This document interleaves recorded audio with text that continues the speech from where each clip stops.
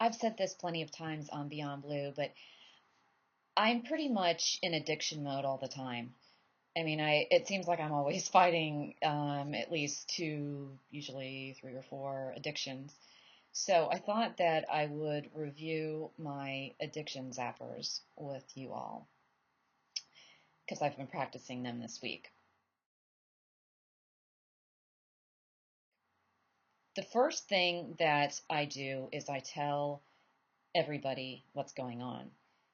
I blab about my addiction to my trusted friends and family because they make me accountable. It's just like in 12-step support groups, the meetings, they make you accountable, and also the sponsor, if you choose a sponsor within the program, he or she makes you accountable as well.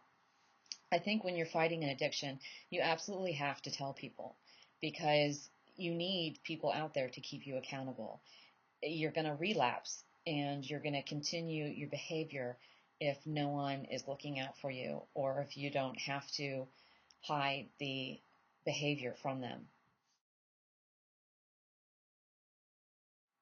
A friend told me, we were at lunch discussing addiction, and she told me that it always, when she has a relapse or a flare up, it always signals to her that she needs to adjust something in her life. That it's never usually about the object of addiction. It's never about the cigarettes or the booze or an addictive relationship. It's it's about the hole in the soul. It's about what that addiction fills and that usually that emptiness lurking behind. That if you find ways of filling up the hole, in some ways you won't rely as much on the addiction. It sort of withers away. Now, of course, there's some people who are biologically addicted and you can't master that just with filling a void. But I think especially when you're clinging to a person or an unhealthy relationship, that's telling you that something in your life needs attention. And maybe if you fulfill that in the area, that you won't need that person or that object as much.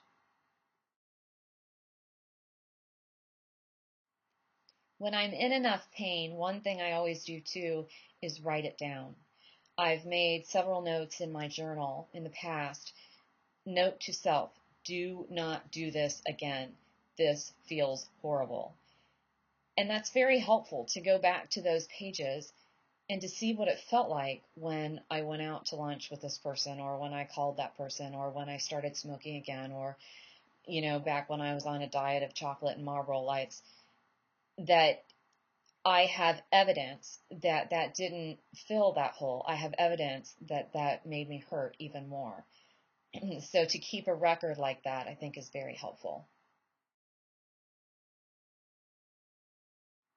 Since I'm so not an expert on this, I go to the experts as well. If I'm caught in codependent behavior, I'll pick up Melody Beattie or one of my other great books on relationships. If I'm caught in an eating frenzy, I'll pick up Potatoes Not Prozac or one of my diet books. If I'm fighting another addiction, I will go to that section of the self-help and pick up what the experts say.